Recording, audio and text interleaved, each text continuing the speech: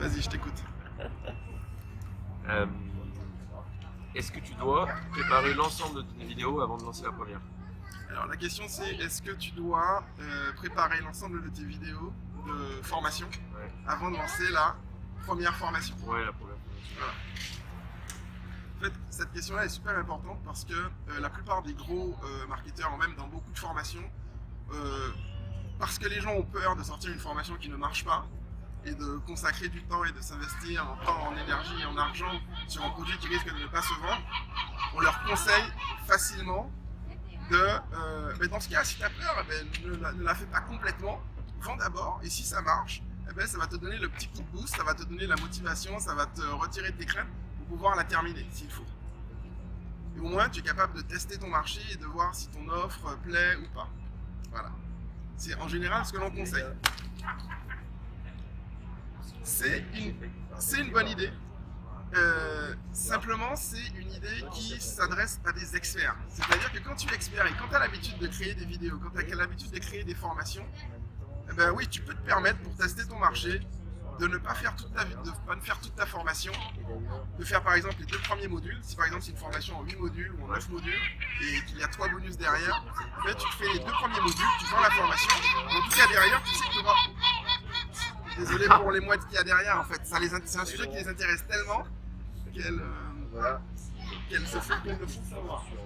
Eh bien, si tu es expert, tu n'auras aucun problème à finaliser ta formation, c'est-à-dire à produire les 6 modules qu'il te reste, suivis des 3-4 modules qu'il faut faire. Ce que j'ai observé, c'est que la plupart des débutants qui se lancent dans cette aventure, en essayant de se lancer, déjà souvent ça s'applique pour des grosses formations, en se lançant dans une grosse formation et qu'ils la font et qu'ils la vendent avant de l'avoir fini, ils se retrouvent confrontés à 2 soucis. Le premier problème, c'est que s'ils terminent les modules de formation, ils vont consacrer du temps et de l'énergie sur quelque chose qui ne va pas leur apporter plus d'argent. Et ça leur pose problème parce que si le lancement ne leur a pas apporté suffisamment d'argent pour qu'ils soient sereins financièrement, ils vont se dire putain, je suis en train de travailler sur un truc qui va pas me rapporter de thunes, je devrais plutôt travailler sur un nouveau produit avant. Résultat, ces gens-là se retrouvent au bout d'1 an sans avoir livré la moitié de la formation qu'ils ont vendue 1 an plus tôt. Et pour compenser, ils offrent des coachings gratuits.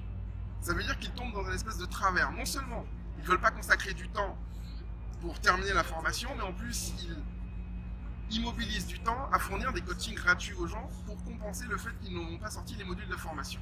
Ça, c'est le premier problème. Deuxième problème, les débutants ont ce syndrome, ils veulent faire des trucs parfaits, des trucs bien chiadés, des trucs très beaux.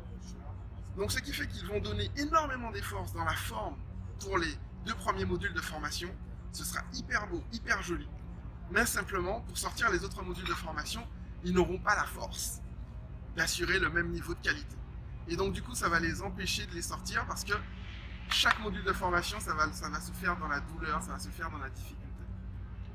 C'est pour cette raison, je pense que ce conseil de vendre une formation sans avoir tout fait, c'est un conseil qui s'applique à des experts, mais pas à des débutants. Ce que je recommande à des débutants, c'est que si effectivement vous avez déjà fait les 2 premiers modules de votre formation, considérez que vous avez déjà 2 formations complètes et vendez-les. Pourquoi chercher à vendre un gros pack? Parce que ce qu'il faut comprendre, c'est que les débutants ont besoin de s'entraîner à créer des produits. Et forcément, la qualité de ton premier module ne sera pas la même qualité que ton module numéro... que ton dernier module, que ton module numéro 7. Et tu le vois, quand tu commences dans la vidéo, la première vidéo que tu fais n'a rien à voir avec la 30e vidéo que tu auras faite. Donc tu auras un niveau hétérogène finalement dans ton produit de formation. Tu vas te retrouver avec des vidéos super au début, plutôt super à la fin, mais des vidéos médiocres au début. Donc forcément, tu vas laisser une drôle d'impression, une impression d'amateurisme finalement dans ton gros produit. Les experts qui font comme ça, ils ont le même niveau de qualité dans tous les modules de formation.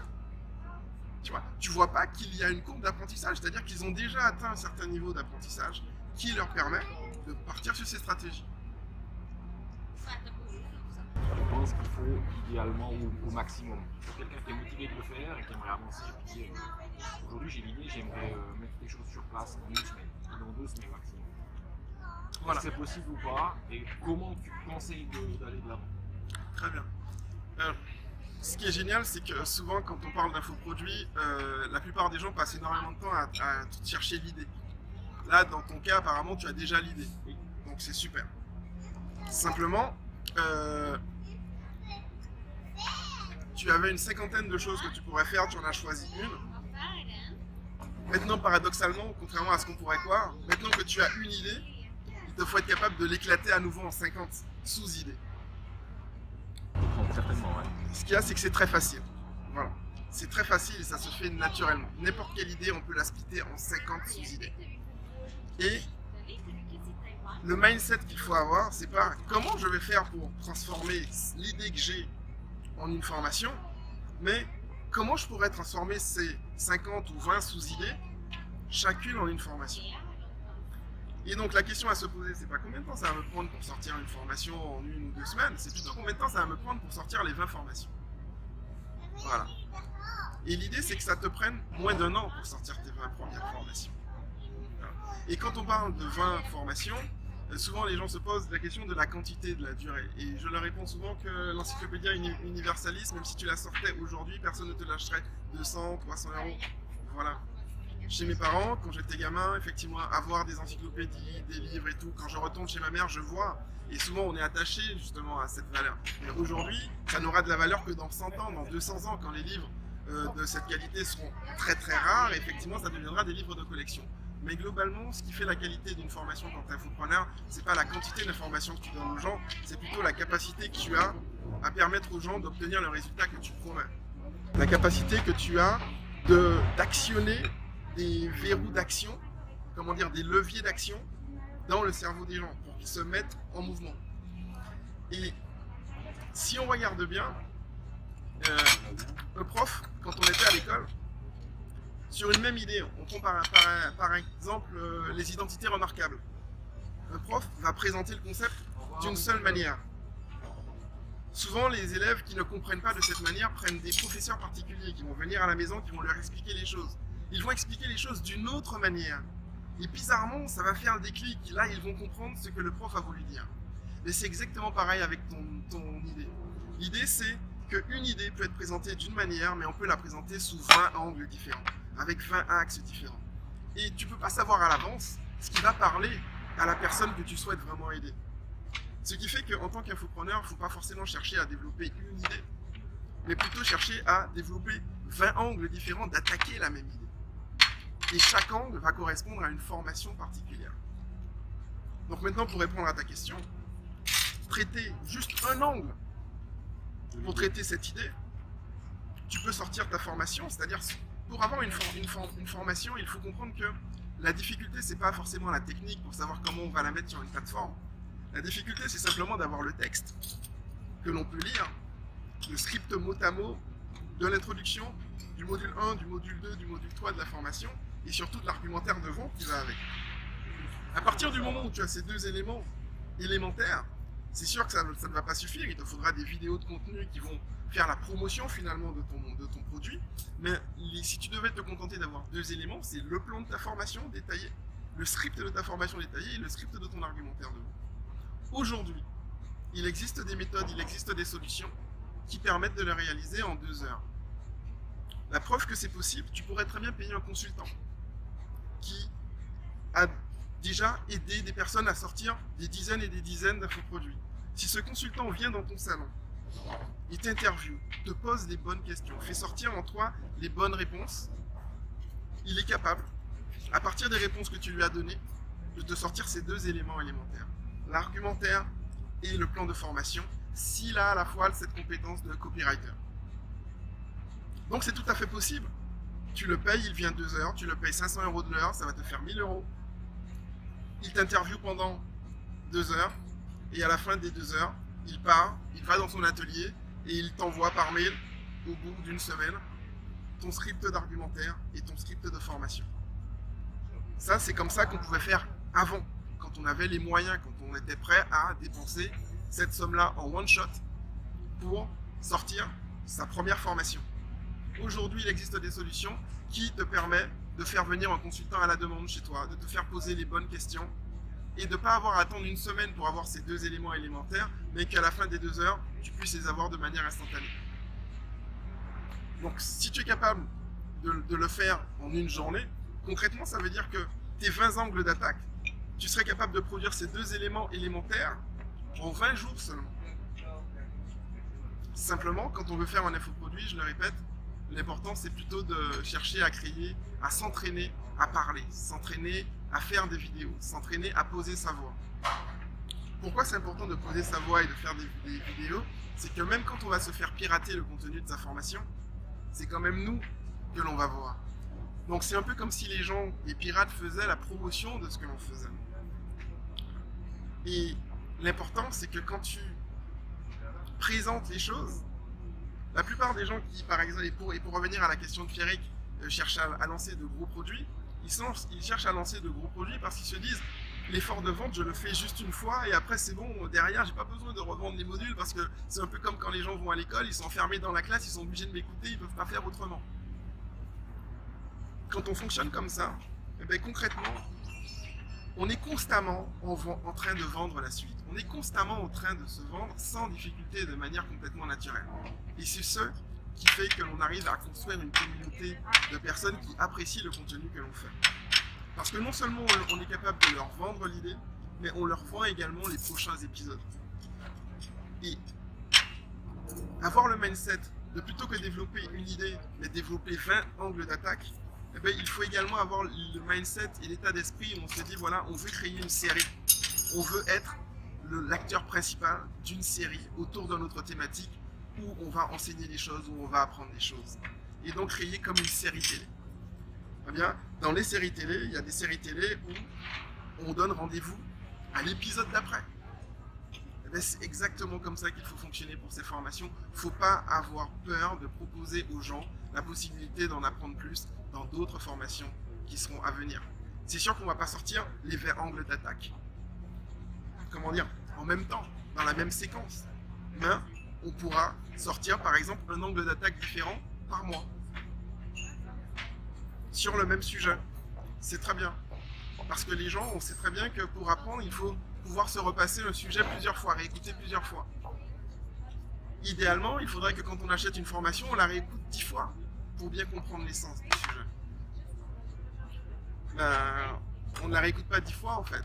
Et parce qu'on aurait l'impression de revenir en arrière. En revanche, si tu leur présentes le sujet de 20 manières différentes, ils auront l'impression de découvrir la chose différemment. Et ça, c'est une forme d'apprentissage saine et c'est la manière la plus, la plus écologique de procéder. Et c'est vrai, si vraiment on a envie en tant qu'infopreneur de permettre aux gens d'obtenir les résultats qu'on leur promet, eh bien, il ne faut pas croire que c'est qu'une manière qui fonctionne, mais il faut plutôt chercher à le traiter de 20 manières différentes et l'aborder de 20 manières différentes. Et ils sont très contents parce que ça montre qu'on se donne la peine de vraiment les aider. Comment choisir le bon prix par rapport à une formation? C'est vrai que c'est un vrai sujet et on voit que ça intéresse les mouettes derrière. Voilà, c'est un vrai sujet, on voit que ça intéresse les mouettes. Le problème, c'est quoi? C'est que quand on a une formation, souvent, on sous-estime la valeur de sa formation ou on a envie, idéalement, de pouvoir en tirer le maximum par rapport à sa formation. Et on se pose cette question parce qu'on s'intéresse uniquement à un produit que l'on souhaite proposer. Il y a quelque chose que j'ai remarqué, il y a des produits sur lesquels on ne se pose absolument pas la question de savoir quel est le prix qu'on va pouvoir demander pour ces produits. Et donc le problème n'est pas forcément le tarif, mais plutôt le type de produit que tu souhaites proposer. J'explique. Prenons un livre par exemple. Si jamais tu sors un livre, tu sais très bien que le livre, tu ne pourras pas le vendre 200, 300, 400 ou 1000 euros. Donc, tu ne vas jamais te poser la question quel prix je vais mettre pour mon livre. En tout cas, si tu te poses la question, ça va se jouer à quelques dizaines d'euros d'écart. Prenons quel autre format de produit? Tu proposes un DVD, tu proposes une formation au format DVD. Personne ne va aller payer 1000 euros ou 500 euros pour un DVD. Ça, c'est évident. Maintenant, il y a un produit qui est à la mode en ce moment et qui fonctionne très bien. C'est quoi? C'est un produit qui, en apparence, paraît pas cher, mais qui, quand tu regardes avec du recul comment ça fonctionne, c'est un produit qui finalement revient quand même assez cher à celui qui l'achète, mais il ne s'en rend pas forcément compte. Et c'est un type de produit, c'est un type d'offre qui est très très très courante, et même nous, on en souscrit quasiment au moins à 2 nouvelles offres de ce type par an. Il s'agit des programmes à abonnement. Ce qui fait que si tu te mets dans l'idée de proposer un produit à abonnement, tu vas pas te poser la question est-ce que je vais proposer un abonnement à 400, 500 euros par mois ou à 1000 euros par mois. Non, tu n'auras aucun problème dans beaucoup de thématiques à proposer un abonnement à 54 ou 99 euros par mois ou 199 euros par mois. Mais ça ira rarement à des programmes à 1000 euros par mois. Des programmes à 1000 euros par mois, là, on serait limite dans du coaching. Donc on n'est plus dans de l'infoproduit. On n'est plus dans du contenu que tu délivres sous forme de vidéo de manière asynchrone. Et je me suis rendu compte que les programmes à abonnement, eh bien, ça permet de se rendre compte que quand tu fais le total à la fin de l'année, si tu l'avais proposé à 54 euros, si dans ton approche tu arrives à conserver tes clients 1 an, eh bien, c'est comme si tu leur avais vendu un produit à 500 euros qu'ils avaient payé en 12 fois. Si tu le proposes à 99 euros, c'est comme si tu leur avais proposé un programme à 1000 euros que tu leur avais proposé de payer en 12 fois. Et tu te poses plus la question du tarif. Tu te poses plutôt la question quel contenu je vais pouvoir leur donner régulièrement, de manière naturelle, à un rythme, voilà, pour les maintenir le plus longtemps possible, pour qu'ils soient le plus longtemps satisfaits de ce que je vais leur proposer. Voilà. Donc c'est pour ça qu'aujourd'hui, pour un débutant, je dirais que le problème, c'est pas forcément le tarif, c'est est-ce que tu es capable aujourd'hui de proposer du contenu de manière régulière à ta communauté? Et la réponse est que quand on se pose les bonnes questions, on découvre que n'importe qui a envie de traiter d'un sujet est capable de produire pléthore de contenu de manière très facile et très simple sur n'importe quelle thématique.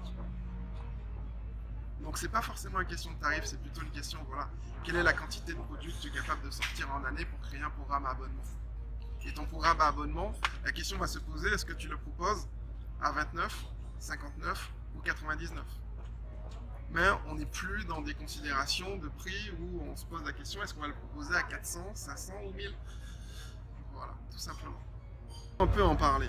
Un infopreneur, c'est simplement quelqu'un qui a peut-être toujours envie d'être prof, au fond de lui, mais qui a vu que la stature de prof a énormément changé avec la société actuelle. Un prof, c'est quelqu'un qui transmet un savoir. C'est quelqu'un qui transmet un savoir avec passion et qui aime ce qu'il fait. Simplement, aujourd'hui, le métier de prof a énormément évolué, c'est-à-dire qu'ils sont obligés de suivre un programme. Si jamais ils s'écartent de ce programme, ils peuvent être radiés. Prenez l'exemple de cette prof de maternelle qui a appris à des enfants de 3 à 4 ans, 5 ans, à faire des multiplications et des divisions en maternelle, en utilisant les capacités naturelles d'apprentissage des enfants. Eh bien, l'inspection d'académie a considéré qu'elle ne suivait pas le programme et l'a radiée en fait de l'éducation nationale, alors qu'elle avait mis en place des méthodes innovantes d'apprentissage, des méthodes innovantes pour permettre aux enfants d'être en accord avec l'évolution du monde actuel. On ne peut pas appliquer les mêmes méthodes d'il y a 30 ans pour apprendre aux enfants à s'armer et à devenir des adultes capables de lire, capables de calculer, capables de comprendre, capables d'être autonomes. Moi, j'ai une petite fille de 5 ans qui n'a même pas encore 5 ans. Si elle pouvait lire toute seule, elle serait la plus heureuse, parce qu'aujourd'hui, elle dépend de papa et maman. Elle vient avec son livre, papa, est-ce que tu peux me lire ça? Maman, est-ce que tu peux me lire ça? Elle est contente, effectivement. Ben, si elle était capable d'avoir des méthodes pour lire plus vite. Ah, il y a Maxence qui nous rejoint. Je me déplace un petit peu là. En fait, ce que j'expliquais, c'est que le métier de prof a énormément évolué. Et moi, quand j'étais gamin, je voulais être prof de maths, mais quand j'ai vu ce que ça représentait, c'est-à-dire qu'on est payé une misère, on n'est pas respecté, on n'a pas la possibilité de faire ce qu'on aime vraiment. Et voilà. Eh bien, être infopreneur, c'est être, si vous voulez, un prof de l'Internet. Mais pas forcément, mais pas qu'un prof de l'Internet, c'est-à-dire être capable de fournir un enseignement qui, comment dire, permet vraiment aux gens d'acquérir une information qu'on ne trouve pas à l'école, qu'on ne trouve pas dans les bouquins, en tout cas pas présentée de cette manière, pas avec cette énergie. Et comme ça se passe sur Internet, eh bien, on dispose d'une grande liberté d'action. On est capable de travailler de de mélanger à la fois des moments où on passe du temps, on se fait plaisir, et des moments où on travaille. C'est-à-dire que finalement tout est fusionné, on ne se rend même pas compte qu'on est en train de travailler. Quand on est venu s'asseoir à la terrasse de ce restaurant, la personne à l'accueil voyait que j'étais depuis une semaine dans l'établissement et me demandait est-ce que j'étais en train de me reposer ou est-ce que je vais travailler la semaine prochaine et tout. Mais en fait, pendant toute la semaine, j'ai travaillé et en même temps, pendant toute la semaine, je me suis reposé. Être infopreneur, c'est être capable de dispenser son savoir sans forcément être obligé de le faire en live, sans forcément être obligé de se réveiller tous les matins pour aller s'enfermer dans une salle et parler devant des gens qui sont obligés d'être enfermés avec nous dans cette salle pour nous écouter. Et c'est avoir la possibilité de traiter des sujets que l'on souhaite, de la manière dont on le souhaite, de pouvoir présenter des choses qui ne sont pas gravées dans le marbre, on pourra rectifier, on pourra améliorer, et on pourra faire comme on a toujours rêvé de faire, c'est-à-dire être autorisé à échouer, être autorisé à se tromper, être autorisé à faire mal les choses. Voilà. Parce que de toute façon, on s'améliore. Quand on est prof et quand on se fait respecter, voilà, on est noté, on est suivi. Quand on a des élèves, souvent les élèves, on est obligé de leur apprendre les choses suivant le programme. Donc un infopreneur, c'est quelqu'un qui partage sa passion, qui partage des outils, qui partage des techniques. Moi, il y a Maxence qui... j'ai essayé pendant plus de 5 ans de sortir des infoproduits et au final je me suis rendu compte que je pourrais sortir bien plus que des infoproduits.